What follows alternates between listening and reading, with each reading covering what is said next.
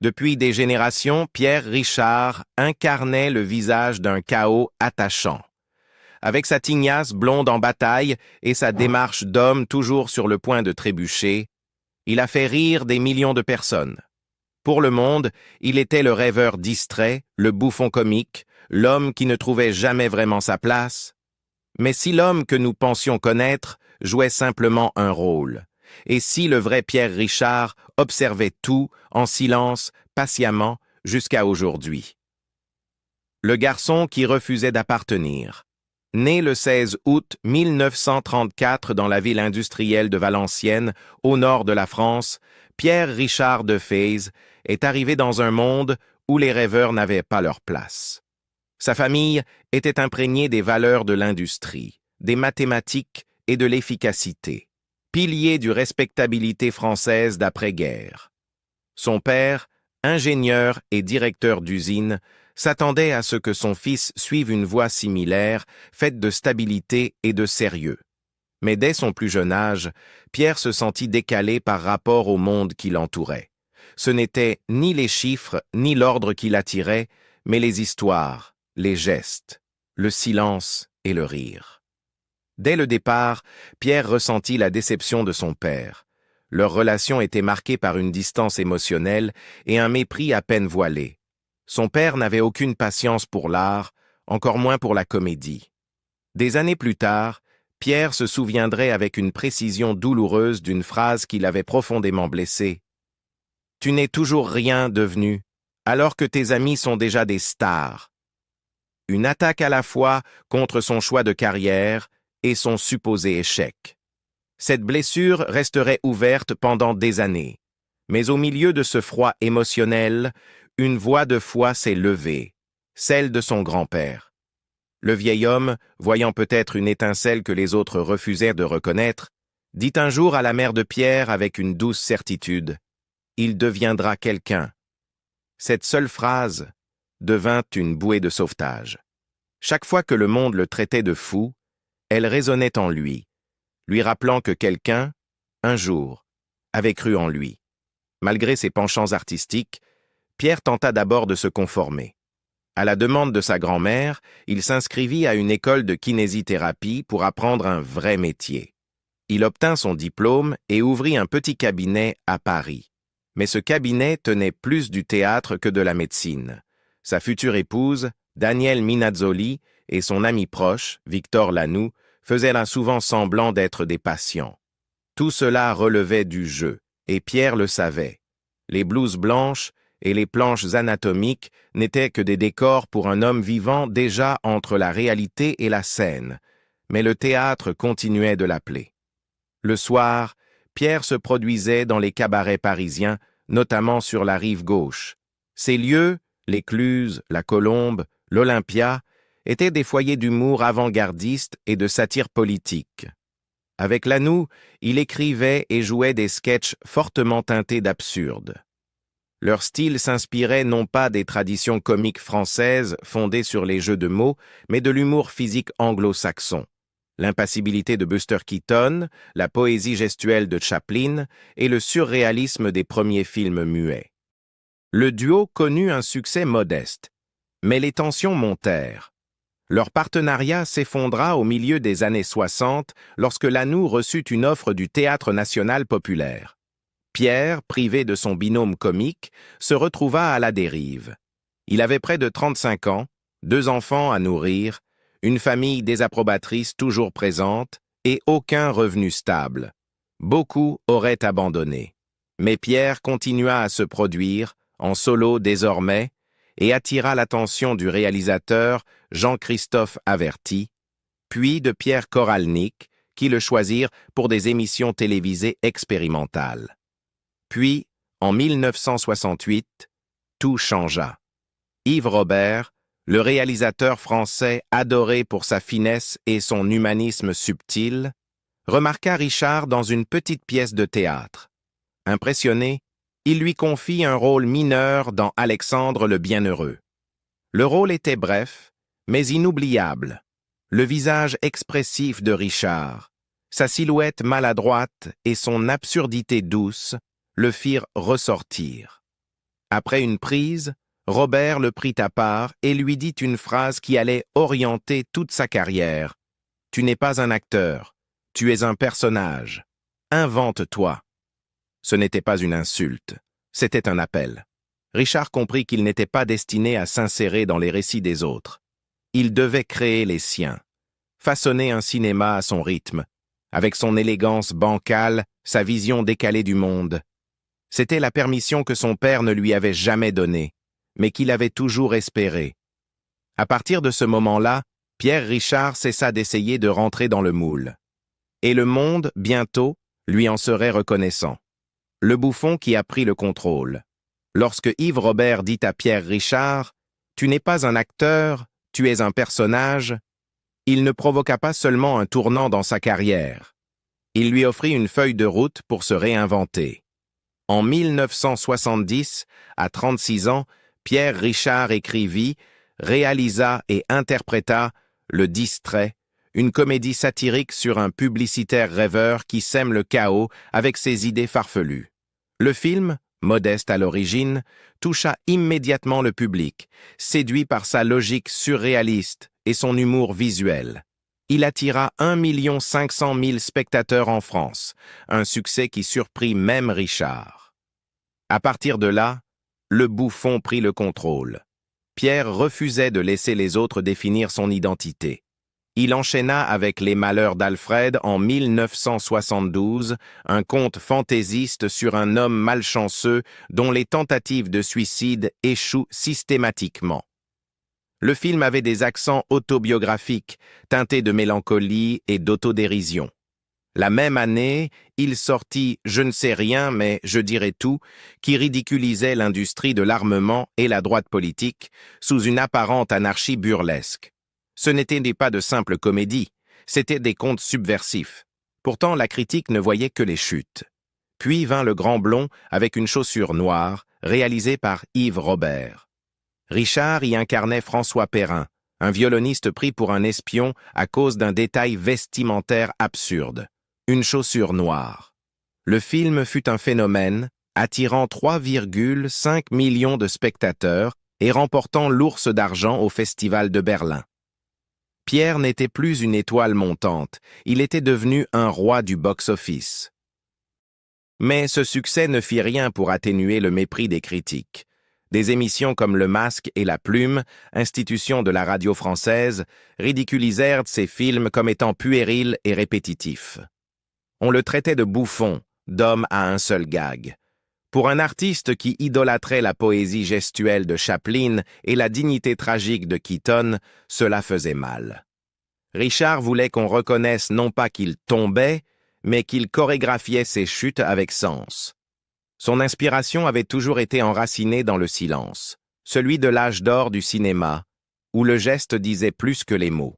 Le style impassible de Jacques Tati, l'élégance stoïque de Keaton, la fusion de comédie et de tristesse chez Chaplin. Tels étaient tous ses modèles. Pierre parlait peu dans ses films parce qu'il n'en avait pas besoin. Son visage, sa démarche, son rythme, voilà son véritable langage. Mais si le cinéma célébrait ses anges gauches et ses doux marginaux, la vraie vie, elle, n'était pas scénarisée. La célébrité avait un coût. Son mariage avec Daniel Minazzoli, rencontré à l'école de théâtre d'Ulin et épousé en 1960, commença à s'effriter. Daniel, autrefois complice de sa création artistique et même actrice dans Le Distrait, se retira peu à peu de la lumière. Tandis que Pierre enchaînait tournages et promotions, leur lien s'estompait. Ils eurent 2 fils, Christophe, né en 1960, et Olivier, en 1965. Tous deux deviendraient des musiciens accomplis dans la lignée artistique de leur père. Mais Pierre, avec le recul des décennies, reconnut qu'il était plus présent sur les plateaux que dans la vie de ses enfants. « J'étais là », dit-il un jour. Mais pas vraiment. Ce n'était pas seulement du regret, c'était une prise de conscience, celle d'un homme qui acceptait enfin le prix à payer pour être devenu le personnage que tout le monde attendait. Derrière le clown, il y avait un homme qui avait pris le contrôle de son image, mais perdu pied chez lui. Pourtant, il continua. Non par vanité, mais parce qu'il savait qu'à travers les rires, il bâtissait quelque chose de durable. Quelque chose que seul le temps saurait pleinement reconnaître. Le rêveur vieillit. Même après avoir atteint les sommets de la comédie française dans les années 1970 et 1980, Pierre Richard refusa de disparaître doucement dans la légende. Alors que nombre de ses contemporains prenaient leur retraite, lui semblait animé par une flamme créative qui ne faiblissait pas. Il se lança dans de nouveaux défis, écrire, produire, réaliser, mais surtout, il revint au théâtre, là où tout avait commencé. Pas pour la célébrité, pas pour l'argent. Simplement parce que, comme il le confia au Matin en 2023, « Plus je travaille, mieux je me sens. Le travail, c'est le meilleur remède contre la vieillesse. Moins cher que le Botox, et en plus, je suis payé pour ça. » En 2020, à 85 ans, il releva l'un des rôles les plus exigeants de sa fin de carrière. Le personnage principal de Monsieur X, une pièce entièrement muette mise en scène par Mathilda May. Sans un mot, il incarna un homme seul, vieilli, perdu entre mémoire et silence. Un hommage pur au cinéma muet, un retour à ses origines et une démonstration de précision, d'humour visuel et d'émotion contenue. Pour cette performance, il reçut le Molière du meilleur seul en scène, l'une des plus hautes distinctions du théâtre français. Mais ce triomphe fut vite écourté. Quelques semaines après la première, la pandémie de Covid-19 frappa la France de plein fouet. Les théâtres fermèrent. Pour Richard, qui se nourrissait de l'énergie du public, l'isolement fut brutal. Le silence, autrefois son allié, devint un poids. Et puis, le corps suivit.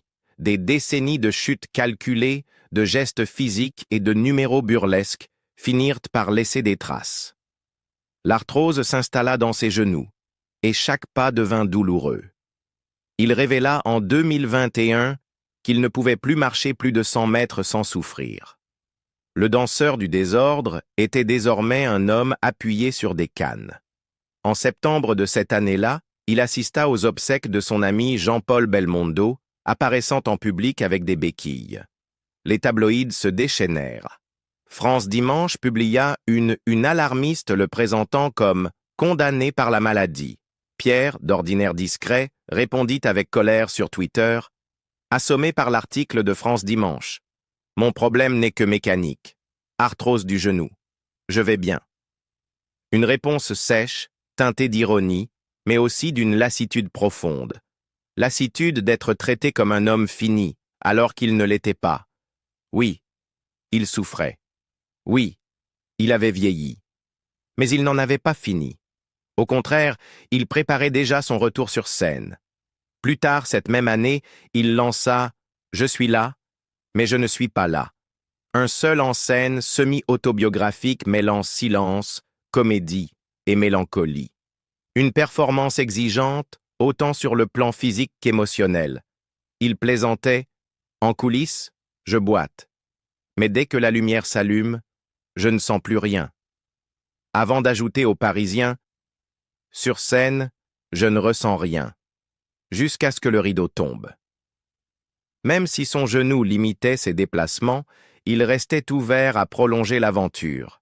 « Si on me propose 30 dates l'année prochaine et que j'ai la forme, je ne dirai pas non. » lança-t-il, le regard toujours allumé par cette étincelle d'insoumission. Pour le monde, il paraissait fragile. Mais pour Pierre Richard, la scène restait un sanctuaire, une fontaine de jouvence, un lieu où le temps se suspend et où le rêveur pouvait encore courir librement.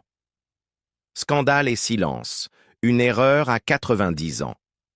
Pendant la majeure partie de sa carrière, Pierre Richard avait été un symbole de légèreté, un homme dont la comédie offrait une échappatoire à un monde cynique. Mais à la fin de l'année 2023, alors qu'il était célébré pour sa longévité et son héritage artistique, une simple signature vint assombrir son image.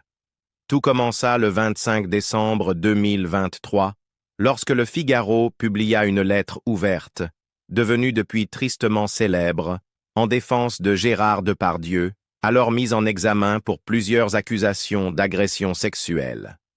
Parmi les signataires, acteur, réalisateur, figure publique, figurait le nom de Pierre Richard.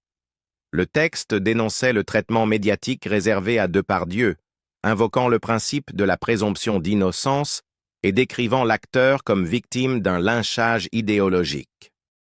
Le moment ne pouvait être plus mal choisi. Quelques jours auparavant, un documentaire accablant avait été diffusé, montrant des images troublantes du comportement de Depardieu lors d'un voyage en Corée du Nord. L'indignation publique fut immédiate, et parmi tous les noms figurant dans la lettre, aucun ne surprit autant que celui de Pierre Richard. Comment l'âme douce derrière le grand blond ou la chèvre, l'homme qui avait incarné toute sa vie les marginaux vulnérables, pouvait-il sembler soutenir un acteur accusé par plusieurs femmes? Les conséquences furent immédiates. Les Papillons, une association de protection de l'enfance dont Richard était ambassadeur depuis 2020, annonça qu'elle rompait ses liens avec lui. Son président, Laurent Boyer, se montra catégorique. On ne peut pas défendre les enfants tout en soutenant publiquement un homme accusé de prédation. Le message était clair, l'association se tenait aux côtés des victimes. La réaction fut violente sur les réseaux sociaux, dans la presse et chez des fans qui se disaient trahis. Les accusations fusèrent.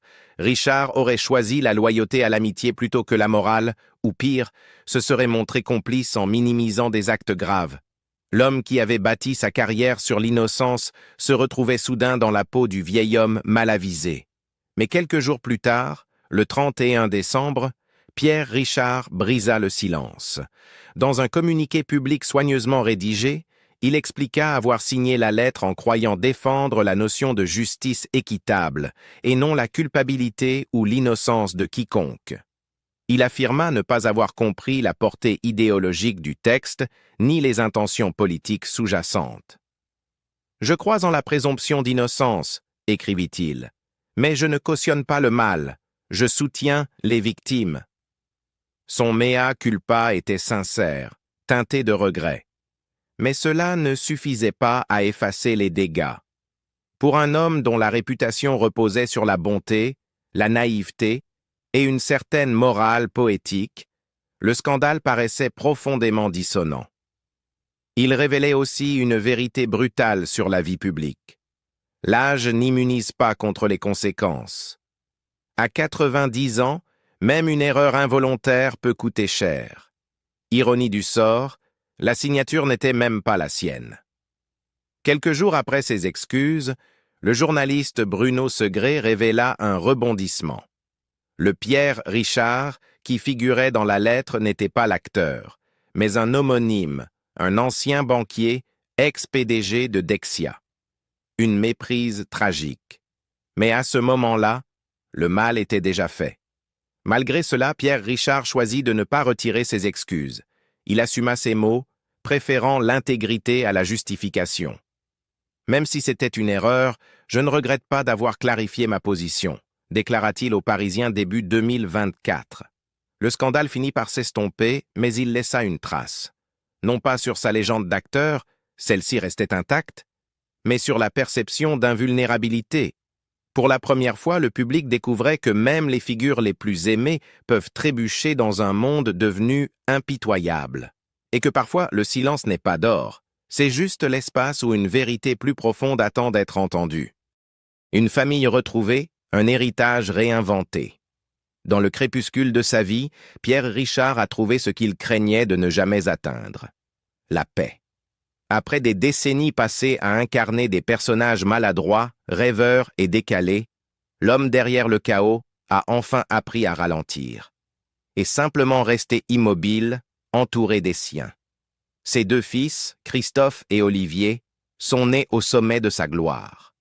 Christophe en 1960, puis Olivier 5 ans plus tard, alors que Pierre commençait à s'imposer au cinéma. Tous deux ont hérité de son âme d'artiste, mais pas dans la comédie. Christophe est devenu contrebassiste et gère aujourd'hui le vignoble de son père, les vins Pierre Richard, situé à Gruissant, dans le sud de la France. Olivier, lui, s'est tourné vers le jazz, devenant célèbre dans les années 1980 au sein du duo Blues Trottoir. Leur chanson « Un soir de pluie » est devenu un classique du genre, et Olivier a ensuite élargi son univers en écrivant pour le cinéma, le théâtre et la télévision. Mais leur relation avec leur père n'a pas toujours été fluide. Pierre l'a reconnu sans détour. J'étais là, mais pas vraiment. Tandis qu'il tournait à travers l'Europe, ses fils grandissaient souvent dans son ombre, voyant leur père davantage sur les affiches que dans la cuisine. Et pourtant, le temps, et peut-être l'humilité, ont adouci les blessures. Plutôt que de réécrire l'histoire, il a choisi de vivre pleinement le présent. Cette rédemption s'est incarnée avec tendresse à travers ses petits-enfants. Parmi eux, Mahé de Fay, étoile montante de la soul et du jazz français, s'impose par sa voix soyeuse et son élégance scénique. Il y a aussi Arthur de Face, acteur et mannequin pour John Galliano ou Thierry Mugler, qui a partagé l'écran avec son grand-père dans Un profil pour deux en 2017. Ensemble, ils offraient plus qu'un jeu d'acteurs, un lien visible, une complicité générationnelle. « Je regrette de ne pas avoir été présent pour mes fils », a-t-il confié dans une rare interview en 2022. « Mais j'essaie de me rattraper avec mes petits-enfants. On rit, on parle, on partage. C'est ça qui compte. » Une grande partie de cette renaissance familiale se déroule loin de Paris, sur les terres baignées de soleil de son domaine viticole en Occitanie. Acquis dans les années 1980, le domaine de l'évêque était pour Pierre bien plus qu'un investissement, un refuge. Aujourd'hui, il est devenu le cœur battant du clan Richard de Fay. Même des célébrités comme Bon Jovi ou Bill Clinton y ont fait halte. Mais ce qui compte pour Pierre, ce ne sont pas les noms, ce sont les dîners sous les oliviers, les verres qui s'entrechoquent, les rires qui résonnent. À ses côtés, depuis 1996, Sheila Lacerda. Ancienne mannequin pour Dior et Chanel, elle s'est réinventée en créatrice textile, fondant sa propre marque inspirée des paysages brésiliens. Depuis son atelier à Rio, elle conçoit des étoffes lumineuses, empreintes d'élégance et de chaleur. Leur relation est discrète, mais les proches parlent d'une admiration mutuelle et d'un amour serein. Elle est devenue bien plus que sa compagne, sa confidente, sa muse, son pilier. Aujourd'hui, à 90 ans, Pierre Richard n'est plus ce marginal solitaire qu'il incarnait jadis. Il est un patriarche, un artiste accompli, un époux aimé, et surtout un homme en paix avec son propre rythme. Le monde rit encore, mais différemment. Car désormais, derrière le clown en chaussures dépareillées, il voit un homme qui s'est enfin arrêté, et qui, en restant immobile, s'est laissé voir vraiment. Pendant des années, Pierre Richard nous a fait rire avec ses personnages maladroits, mais sa vraie vie est bien plus profonde. Quelle est la chose qui vous a le plus surpris dans son parcours? Dites-le nous en commentaire.